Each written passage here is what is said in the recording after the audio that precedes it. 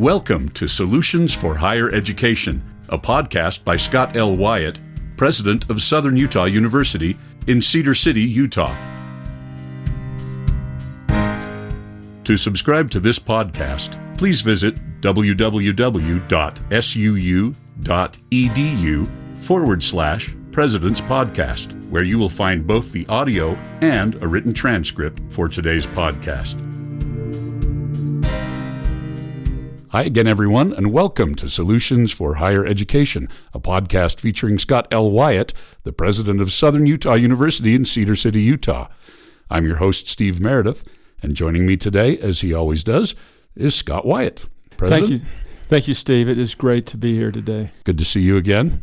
I mentioned in our last podcast that my favorite thing to do is to talk to students. I love all of our guests, but I love it when we have student guests, and today we have two more joining us. Why don't you introduce them?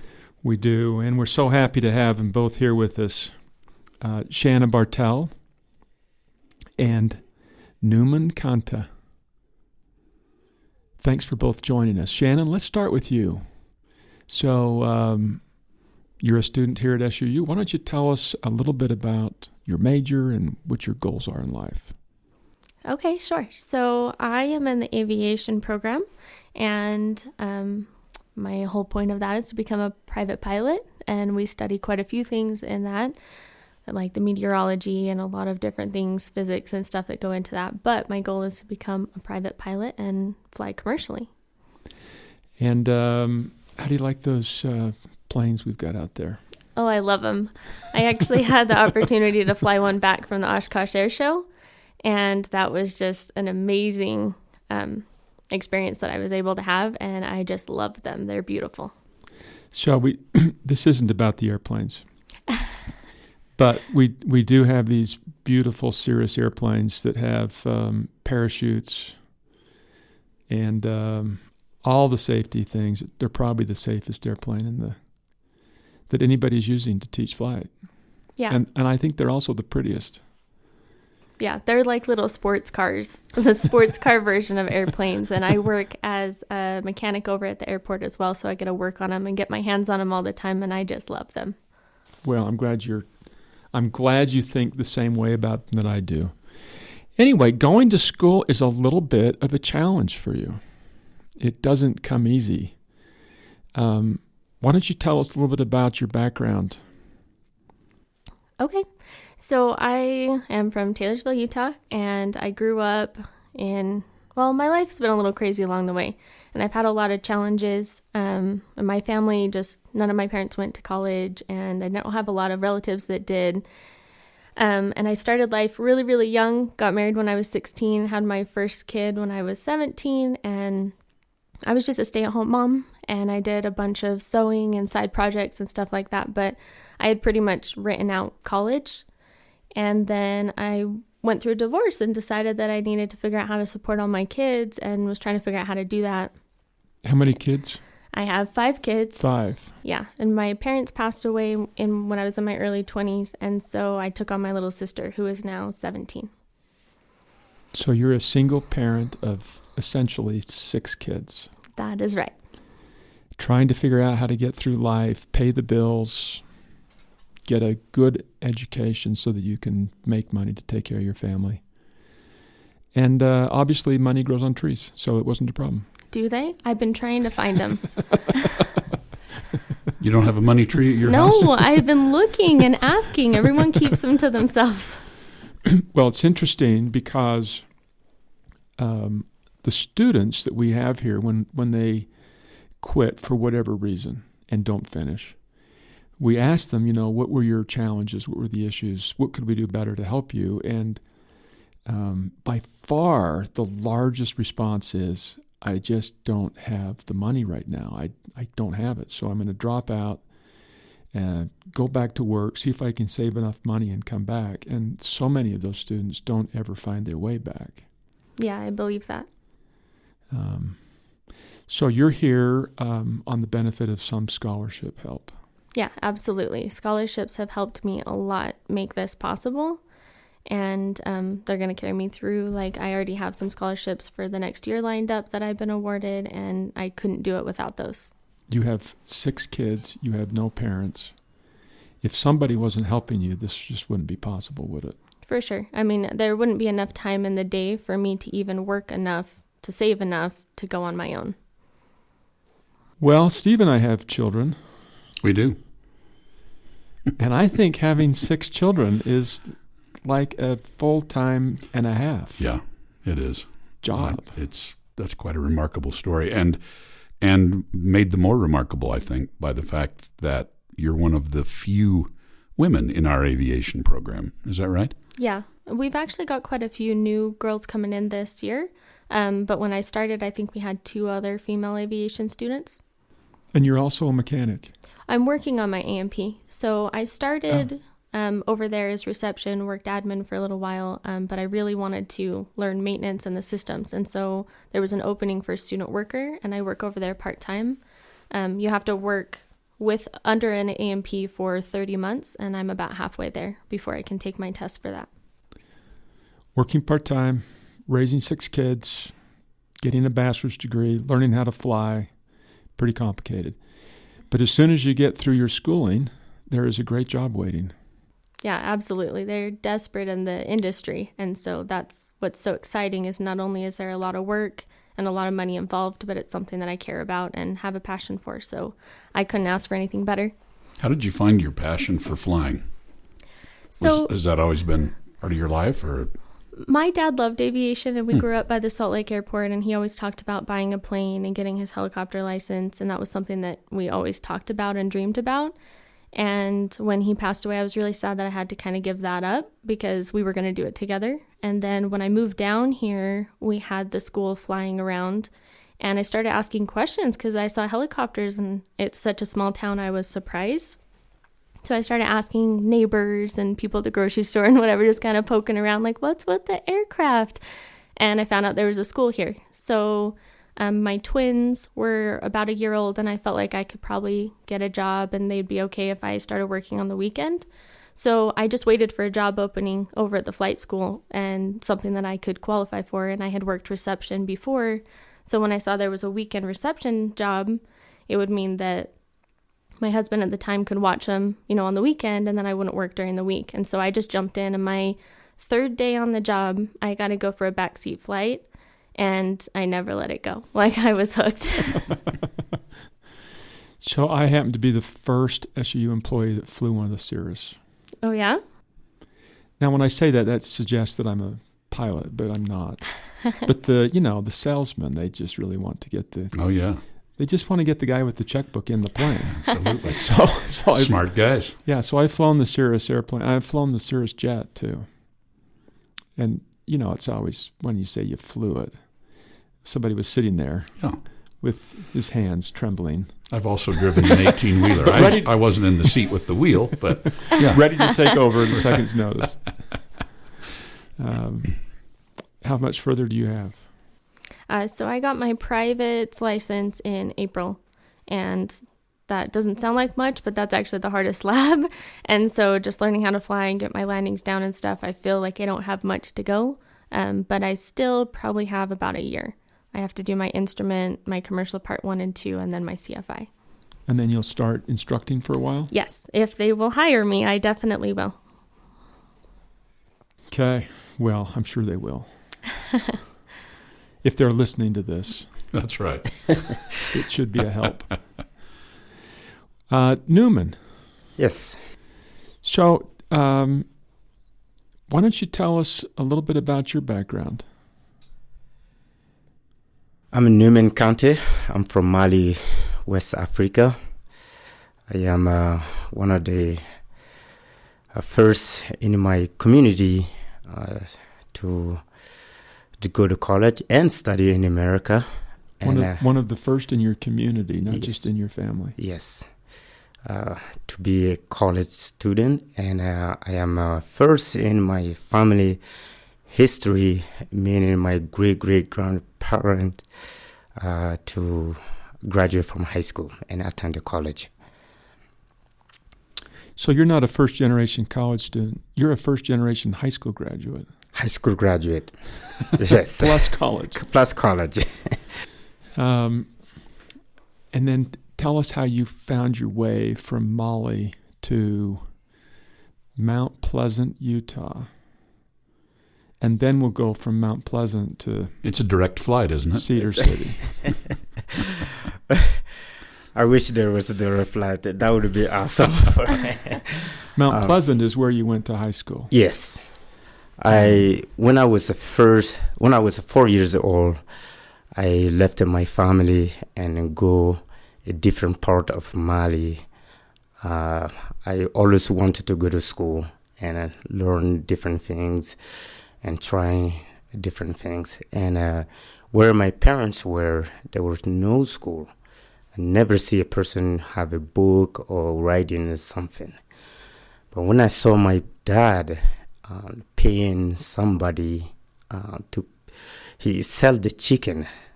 When I first saw him, he told me to grab a chicken and he sell that chicken to pay somebody to write his letter and read it.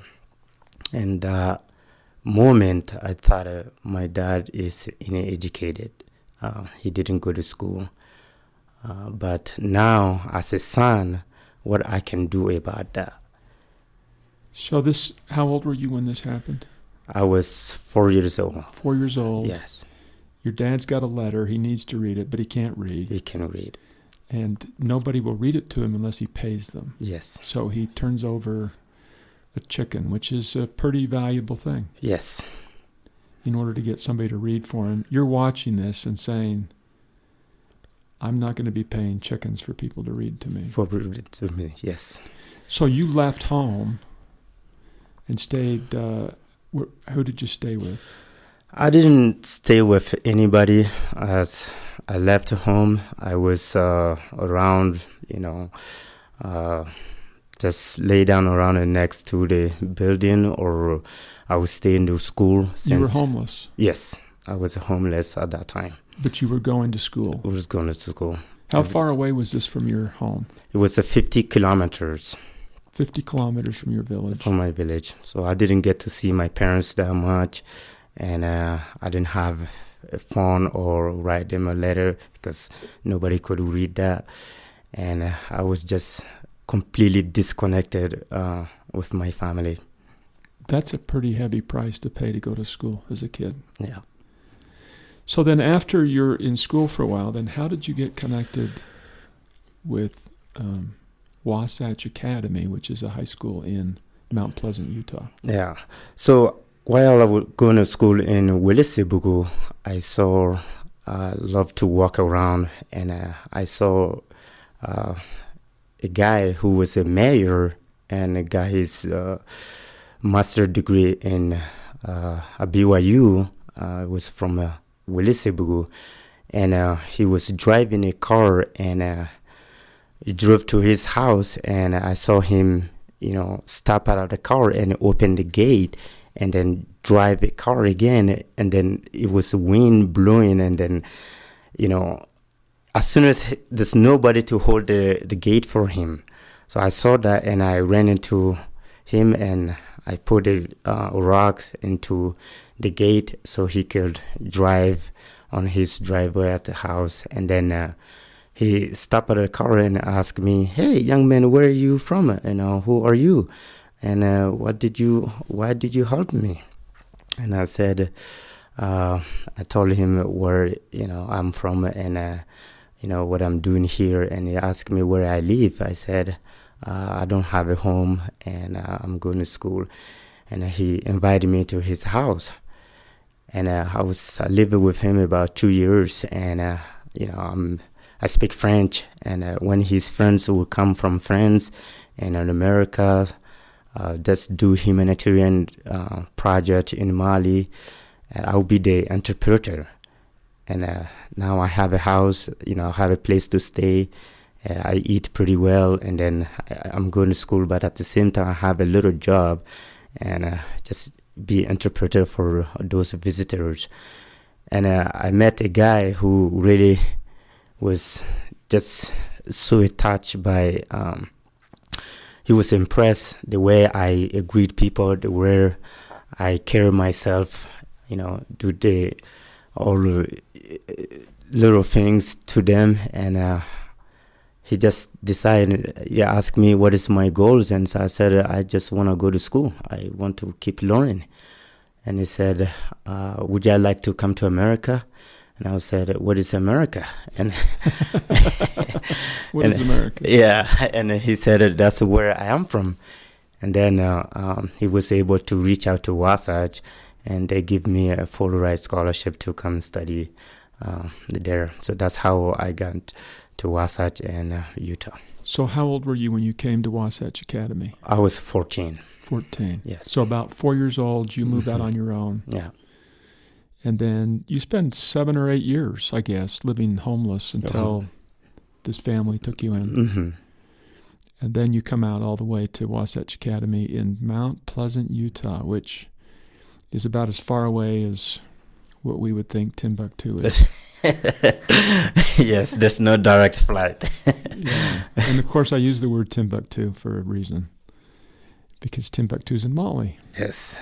So that's where you're from. Mm-hmm. Graduated from Wasatch Academy in Mount Pleasant. Yes. And then actually your headmaster called me Oh, and said, I need some help for Newman. wow. But there were other people that were helping you along the way. Yes. And what are you majoring in? I major in business management and philosophy.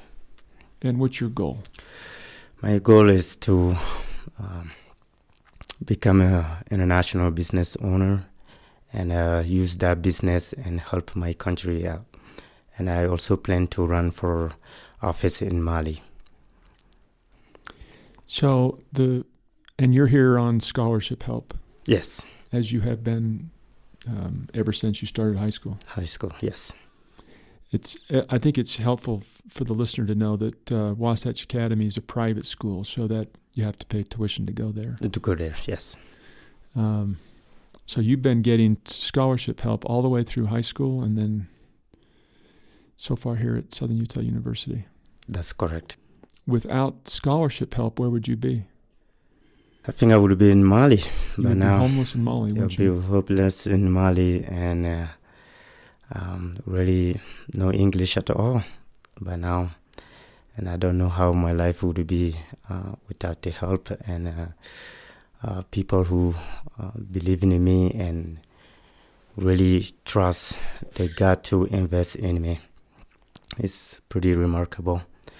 And that includes you as well.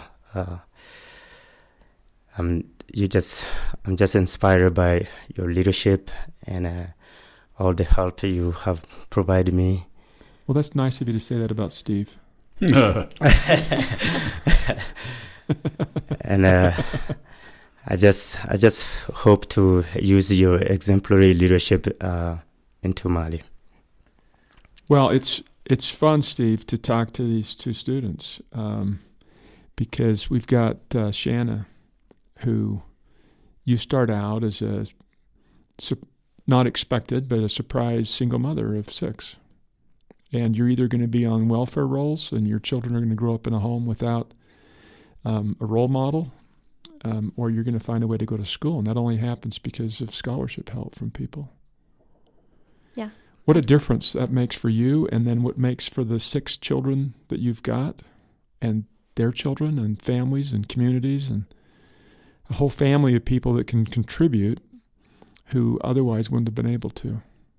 Yeah, and that's what I always tap on when I write my thank you letters to the scholarship donors, is that this is more to me than just money that gets me by. I mean, it's affecting my posterity in a lot of profound ways, and it's inspiring my kids and my little sister and other single moms and other students and other women in aviation to dream big, and that it's possible and that people want to support you, that you're not alone. How does it impact? Obviously, the finances makes it possible, but either one of you, how does the fact that somebody is investing in you, how does that impact how you see your studies and your future?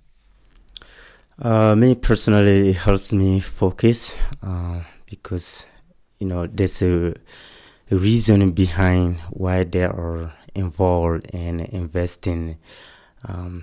They know with their help, it's gonna change, or not just gonna change my life, but my family's life, and my children, and everybody in my community. And it just kind of inspire young people to see how somebody started nothing, and with the help, and it's gonna get to where he want to be. And for me, it makes me want to try harder, I think, than if this was a little easier, or if it wasn't given to me. If this was just, I had some parents that had a bunch of money that were just trying to help me through, then maybe I wouldn't try as hard. But because I know that people are donating this to me and supporting me and believing in me, it makes me not want to give up. It makes me not want to waste their time and money. And I also know that this is my shot. If I fail, then I can't just try again. I just don't have the means, especially with the aviation program and how expensive it is. I just couldn't do this if I don't make it happen right now. And so that's great. And it helps me feel like if someone else believes in me, that I can believe in me too. If they believe in me enough to invest in me, then those hard days when I think I can't do this, I'm like, I have to do this. And I think I can. If they think I can, I must be able to do this. So it's really a positive thing.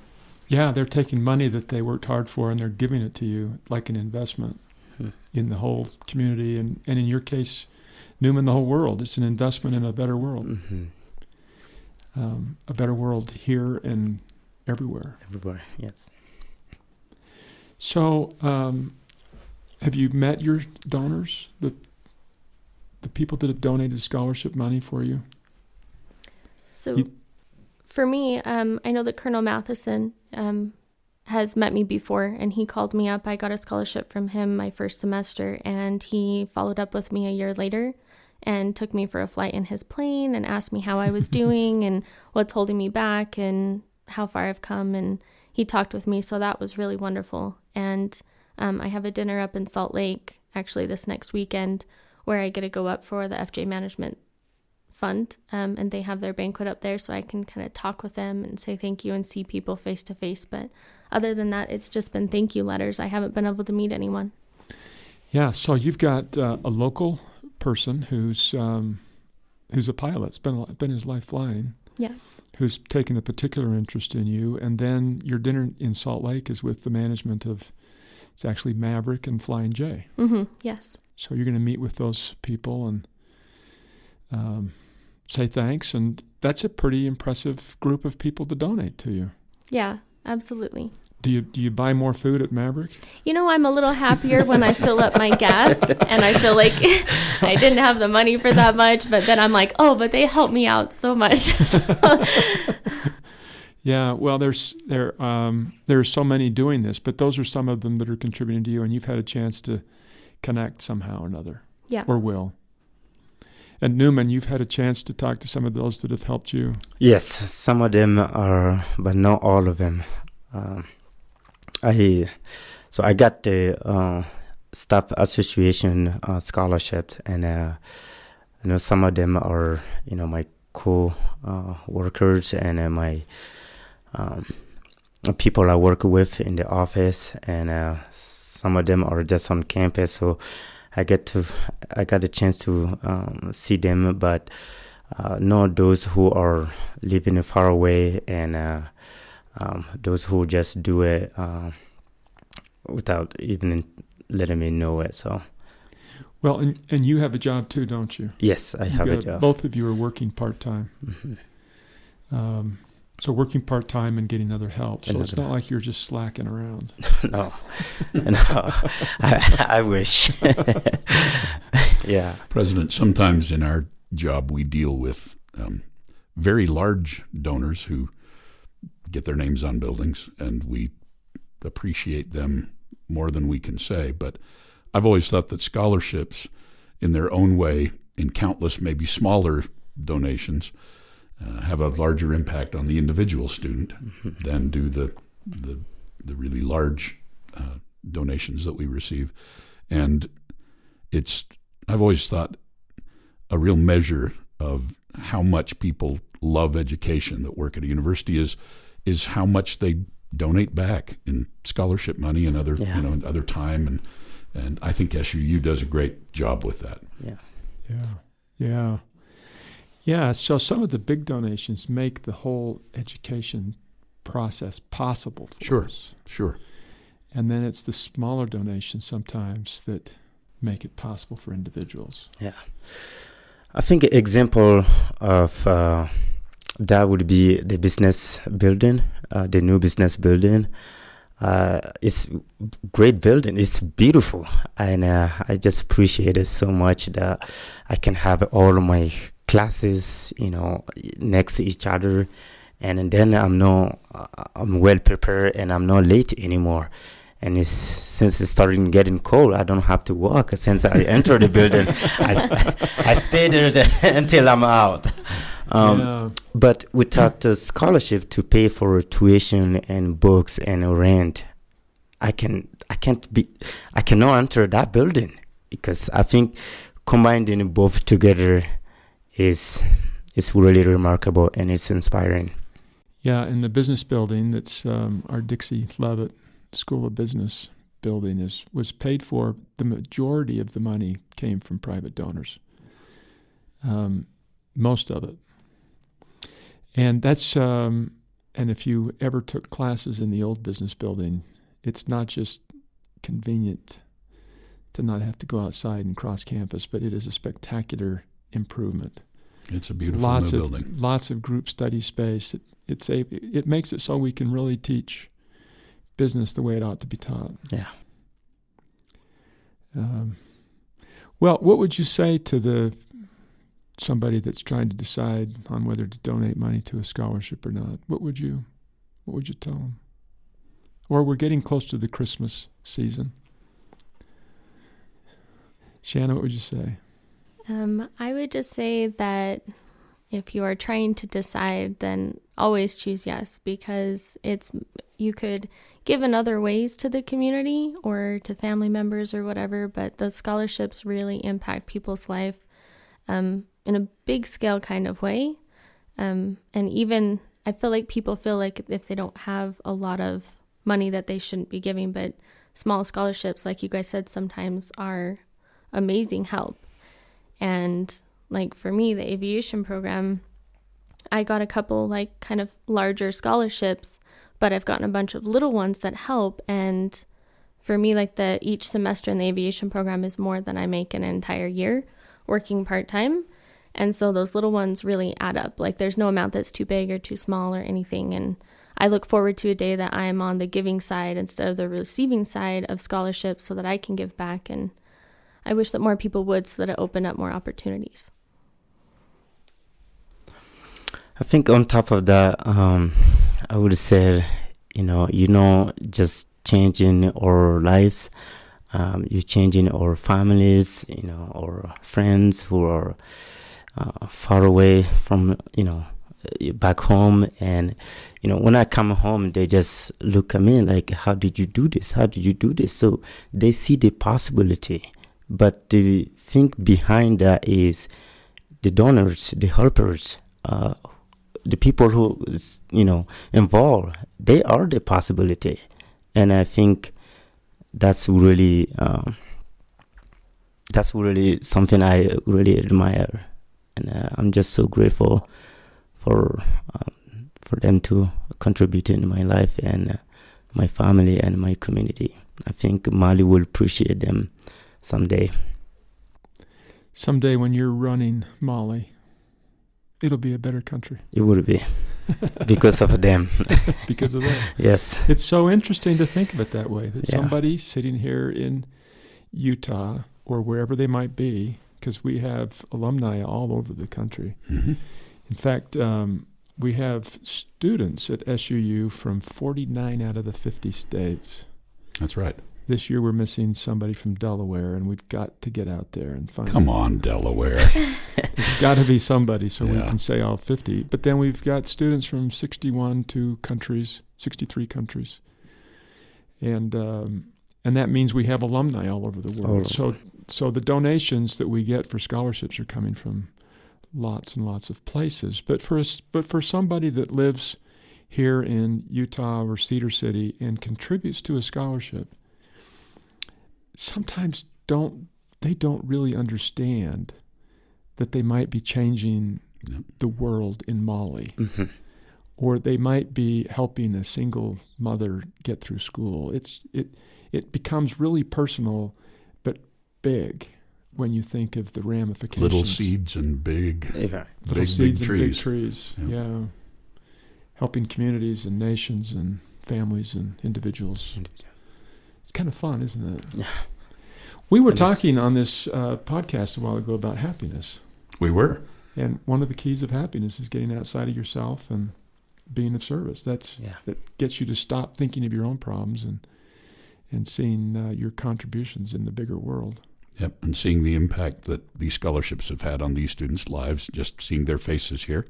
I know you don't get to notice that on the podcast, but just seeing their faces here has made me very happy.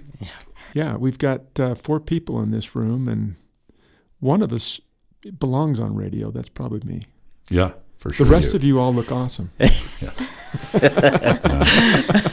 when I was studying this, it was pretty clear that I had a radio face, as they say. Radio face. Yeah. I don't know what I'd say about that. Anyway, Shanna and Newman, thank you for joining us today. This has been fun visiting with you, and we hope all the success in the world to you both. And we look forward to hearing great things, as we have from other students that have gone through here. But it becomes real personal when you sit down and spend a half an hour talking with somebody. Yep. So one of these days, I'm going to get on an airplane to fly somewhere in the world, and Jen, you're going to be there greeting me. I'm going to fly to Mali, and Shannon's going to take I us was to going to Mali. say, I'll take us to Mali. Yeah. I'm going to go visit Newman in the presidential palace over there. Well, aviation touches so many things too, because we use it for our utilities and for all of our packages. I mean, when all your packages come to the door, someone flew them there, and there's just a lot of things like our tuna, the tuna boats and the salmon fishing and a lot of the forestries and stuff. So people don't realize how much like aviation impacts everyone, even if you've never been on a plane. Well, and when you put it that way, it's the worldwide shortage of pilots that we're projecting over the next decade is stunning. Just for that reason alone, we should all be contributing some funds to help somebody become a pilot, because we're going to see a tightening of the ability to fly places if we can't really ramp up the number of people that are becoming pilots. Yeah, and it's usually a money issue. I mean, there's a lot of people that want to be or, are capable of being a pilot. And that's where scholarships are a huge big deal, because money stops a lot of people. Yeah.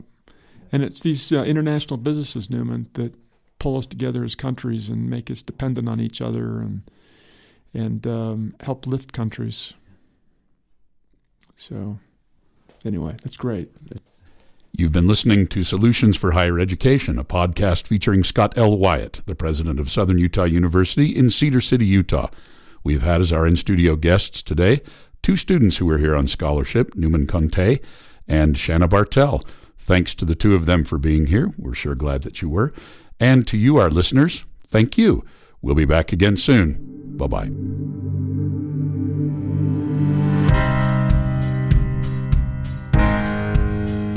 Thanks for listening to Solutions for Higher Education. To subscribe to this podcast, please visit www.suu.edu/President's Podcast, where you will find both the audio and a written transcript of today's podcast. The original music for this podcast was composed by Jack Barton, a master's degree student in music technology at SUU. For more information about Southern Utah University, please visit www.suu.edu.